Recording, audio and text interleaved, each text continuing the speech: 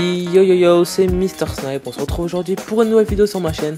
Donc aujourd'hui on se retrouve pour l'épisode numéro 7 de ma série Trickshot vs Bot. Donc dans cette vidéo je vais vous parler du brevet des collèges. Donc pour ceux qui ne savent pas ce que c'est tout simplement le premier examen à passer dans sa vie. C'est un examen que l'on passe en 3ème, donc quand on a seulement 14-15 ans. Donc je vais vous raconter un peu moi comment je me suis organisé, comment ça s'est passé, est-ce que je l'ai eu et mes ressentis par rapport à l'examen en lui-même, donc les matières, la facilité des matières ou la difficulté, au contraire, est-ce que ça a été facile ou est-ce que ça a été difficile. Donc je vais vous parler un peu de tout ça dans cette vidéo, donc dans cet épisode de Trickshot vs Bot. Donc pour commencer, le brevet des collèges est tout simplement un examen qui se répartit en 4 matières différentes. Donc il y a l'histoire géo, les mathématiques, le français, ainsi que l'histoire des arts. Donc pour ceux qui ne savent pas ce que c'est l'histoire des arts, c'est tout simplement le fait d'apprendre 5 œuvres par cœur, donc 5 œuvres que l'on a appris depuis le début du collège, donc depuis la 6ème. Donc ces 5 œuvres, ça peut être des films, des tableaux, des publicités, des lettres, n'importe quelle œuvre, tant que c'est dans un contexte historique, pardon. Donc il vous faut apprendre 5 œuvres par cœur. Ensuite on vous fait passer à l'oral devant 2 profs de votre collège. Ça peut être 2 profs d'art plastique, un prof de maths, un prof d'art plastique. Ce sont des profs de n'importe quelle matière. Donc vous me tombez sur des profs de sport. Moi j'aurais préféré tomber sur des profs de sport parce que c'est ceux qui en connaissent le moins. Donc vous devez passer à l'oral devant ces 2 profs. Vous devez parler pendant 10 minutes, donc raconter un peu l'œuvre, raconter son auteur, raconter son contexte historique, pardon. Donc raconter un peu tout et n'importe quoi dessus.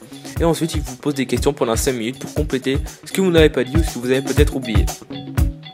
Le petit bémol que je place sur la tête des professeurs, c'est le fait qu'ils nous mettent vraiment la pression, ils mettent vraiment la pression aux élèves. Oui, mais le brevet c'est important, si vous l'avez pas, vous n'allez pas passer en seconde, en plus si vous l'avez pas, ce sera marqué dans votre dossier scolaire, et puis comme ça vous aurez du mal à trouver un travail plus tard. Donc au final, quand tu as fini de passer le brevet, on t'apprend que le brevet, même si tu l'as pas, bah on s'en fout, parce que tu passes quand même en seconde, et même si c'est marqué dans ton dossier scolaire, c'est un examen tellement inutile que l'État a carrément décidé, enfin c'est pas sûr à 200%, mais il est en phase d'être supprimé. Pour en venir au passage du brevet en lui-même, donc le brevet se passe dans votre collège, donc le collège où vous avez donc étudié pendant 4 ans, vu que le brevet marque la fin des années collège.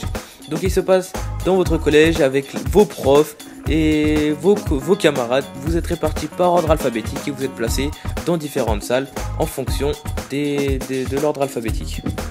C'est vrai que le moment le plus stressant, c'est quand ils te distribuent les copies.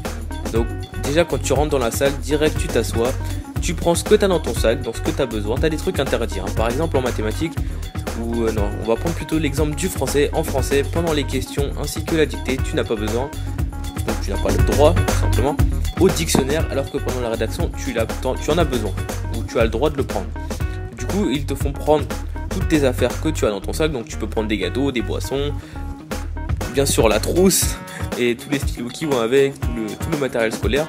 Mais on peut ramener également tout ce qu'on veut, donc quand je vous dis tout ce qu'on veut, c'est tout ce qu'on veut à part les téléphones. Mais on peut prendre des trucs à bouffer, des trucs pour s'occuper, on peut prendre tout et n'importe quoi, tant qu'il y a le matériel scolaire nécessaire. Donc après avoir pris toutes les affaires dont on a besoin et avoir posé nos sacs, on retourne à nos places et là le prof, un des 2 profs, parce qu'ils sont 2 profs, un des 2 profs commence à distribuer les copies pendant que l'autre note les horaires au tableau. Donc tu as le prof qui distribue, qui fait toujours une tête bizarre quand il te donne la copie pour te foutre encore plus le stress, pendant que l'autre note les horaires. Donc ça peut être très long, du coup tu es content et tu souffles, sinon il peut y avoir un temps beaucoup plus court et là tu te dis faut que je speed, j'ai pas beaucoup de temps, faut que je donne tout. Donc le pire c'est que du coup le prof il te fait ça 3 fois. Vu que tu as 3 matières, tu as 3 fois le stress de sa tête bizarre qui te regarde, et là c'est vraiment horrible. Il y a un moment marrant dans le brevet, c'est à la sortie, quand tout le monde se retrouve après avoir passé l'examen d'une certaine matière, et que là t'en as toujours un qui va dire c'était dur alors que le sujet était extrêmement facile.